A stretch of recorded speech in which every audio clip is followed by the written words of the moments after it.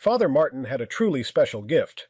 He could take the inherently complex disease of addiction and break it down into concepts that made profound sense to those suffering. His ability to simplify without dumbing down was unparalleled. What set Father Martin apart was that he spoke not from the pedestal of the clergy, but from the hard-earned wisdom of living at rock bottom himself, drowning in the bottle. He knew the anguish of addiction firsthand. This made his teachings on the neurobiology and science of the disease resonate deeply, because he explained it in ways the most downtrodden soul could understand. During his time, Father Martin's treatment center was regarded as a worldwide leader, not for fancy frills, but for giving patients precisely what they desperately needed to hear. He didn't coddle them with niceties they wanted to hear. He gave them the frank truths they needed to hear, delivered with signature charm, wit, and humility. Father Martin viewed addiction as a sickness of the soul, and wasn't afraid to shine light on the mental, emotional, and spiritual brokenness at its core. With compassion, he could navigate utterly emotionally bankrupt individuals in active addiction's grip to a place of hope. To Father Martin, saving lives wasn't a business pursuit, but a genuine calling. As the addiction treatment field became increasingly watered down over the years, his voice remains crucial. A reminder to get back to treating the disease's actual root causes that rob individuals of their physical, mental, and spiritual well-being. His philosophies were simple but powerful. Treat the primary problem first, and treat it completely. The best therapy came from giving patients the right information to fully understand their condition.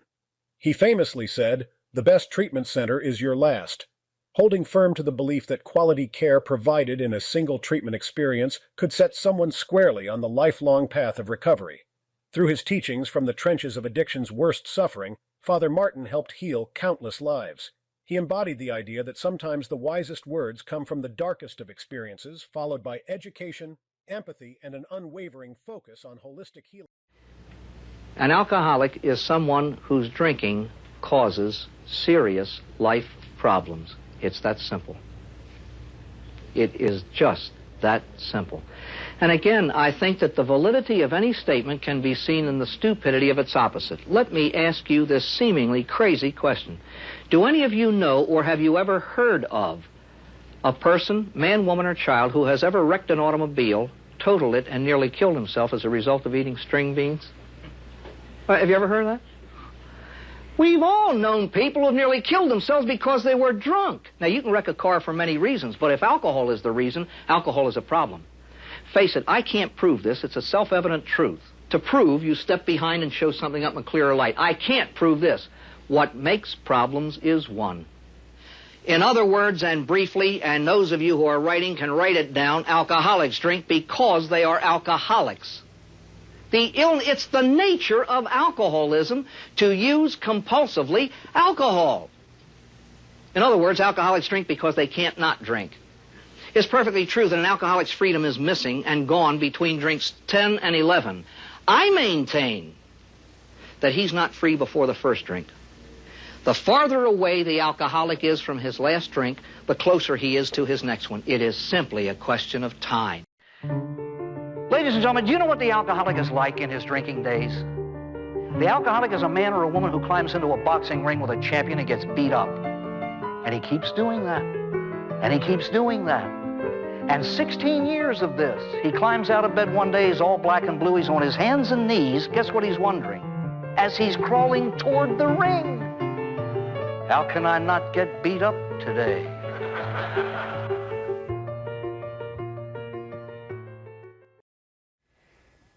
Peace of mind and peace of soul, this thing that we call serenity. It now exists in the heart of the alcoholic in place of the confusion, the utter, complete confusion that had existed before. He doesn't know which end is up precisely because he has lived with a drugged brain. He's in a fog. Everything is hazy. Everything is gray. The fog has lifted. The confusion is gone. He knows what to do. Trust God, clean house, help others. Dr. Bob's 6-word summary of the 12 steps. He knows that if he is to stay alive and to be happy, he tries to live these 12 principles of rational behavior. And so the confusion is replaced with this wonderful sense of settling, serenity, and peace. Courage takes the place of fear. I've heard a man say, when I was drinking, I used to believe that people could smell my fear. I reeked of it. They always speak of the irrational fears in the soul of the alcoholic. He's scared to death and doesn't know what he's scared of. Fear is a universal feeling in the souls of alcoholics and addicts of all kinds. Fear. Don't know what you're afraid of. Just afraid. Afraid of the mail. Afraid when a telephone rings. Adult people, physically adult people, scared to death when the phone rings. Those fears are gone. It's replaced with courage. The alcoholic says, I can do things now I could never do before. I attempt things now that I would have been scared to death even to think of before. I walk up to strangers and offer them my hand and my help and my hope now.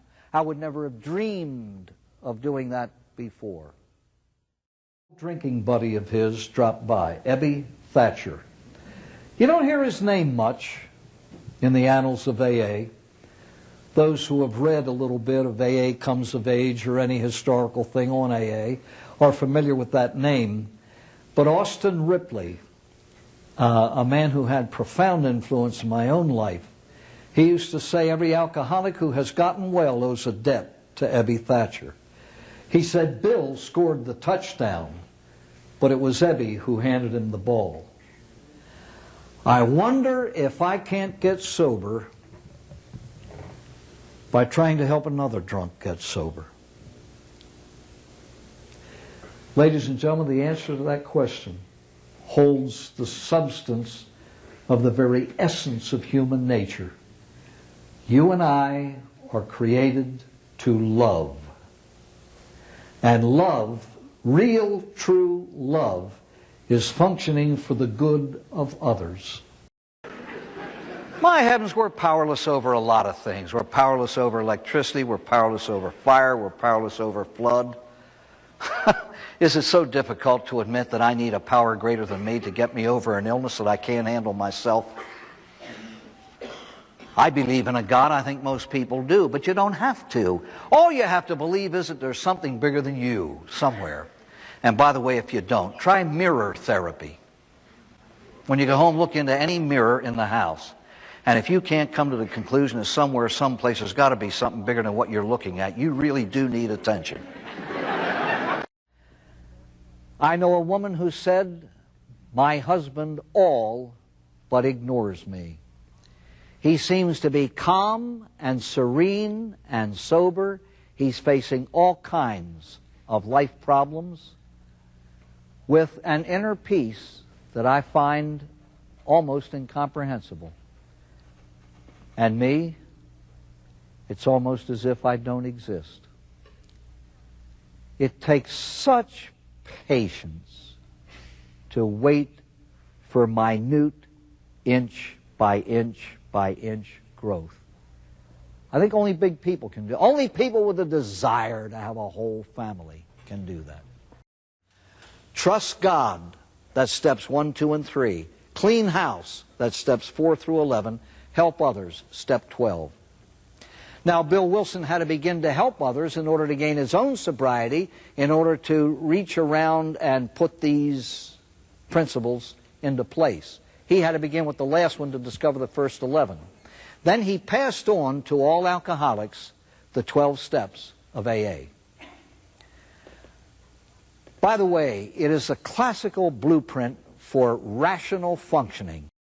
Trust God, that's steps 1, 2, and 3. Clean house, that's steps 4 through 11. Help others, step 12.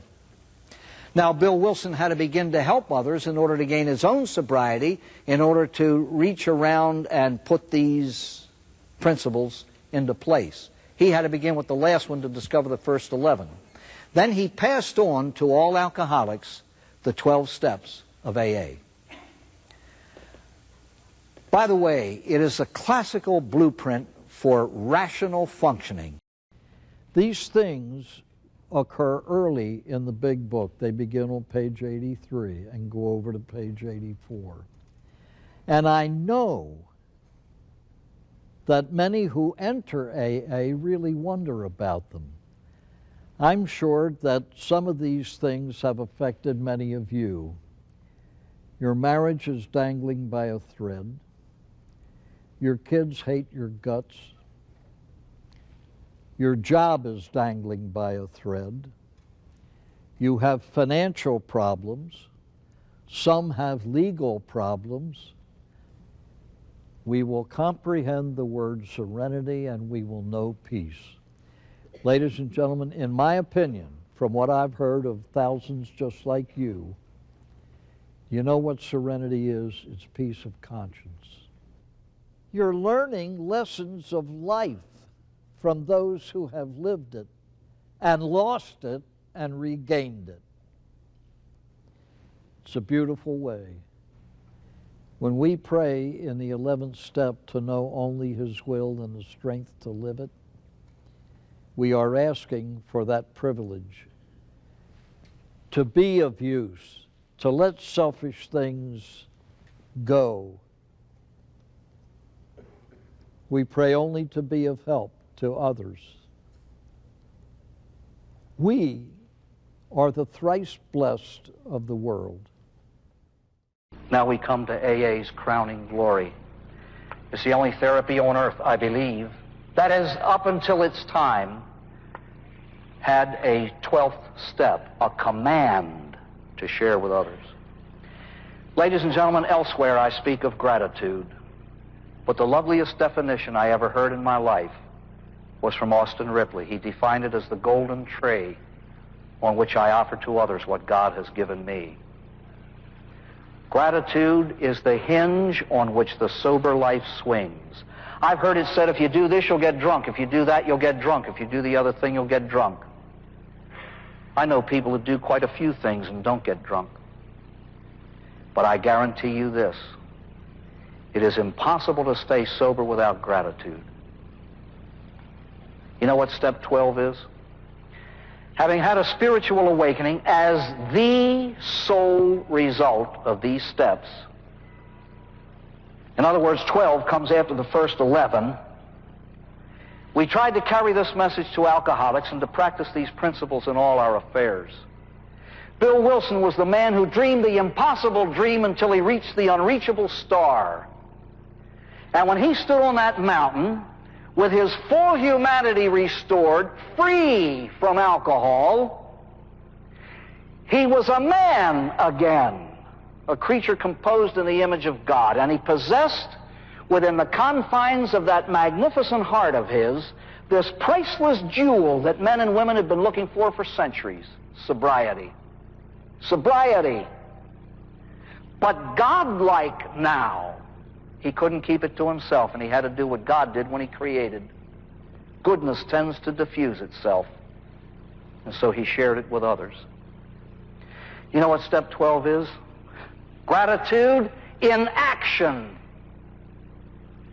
Don't tell me how grateful you are, show me. And if you are grateful, you won't have to tell me, because I'll see it. You know what the 12th step is? It's called walking the walk instead of talking the talk. The film Patton opened with the words, "No one ever won a war by dying for his country. We win wars by making someone else die for his country." And what I heard there was this: no alcoholic ever won the war against this disease by dying for it. We win the war against alcoholism by trying to help some other poor alcoholic live. And the steps that I have seen Never say. We tried to carry this message to alcoholics who picked up the telephone, called the central office, and asked us to. Dr. Bob did not call Bill Wilson. Bill, the sober alcoholic, called him. And that's why AA rooms are filled, because people have obeyed this command. Practice these principles in all our affairs. You can't be honest here and dishonest there and be a sober alcoholic. These principles should permeate life. I believe now that I would just like to close by reminding you of a few very brief words that many of you have said hundreds, perhaps even thousands of times in your life. Many people use this as a prayer, and I'm going to ask you now just to listen to the words. God, grant me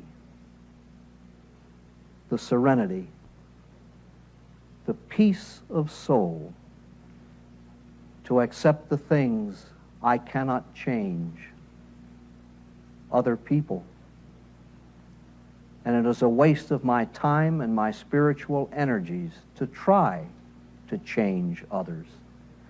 God, grant me the courage to change the things I can, all of the stupid negative things in my own soul.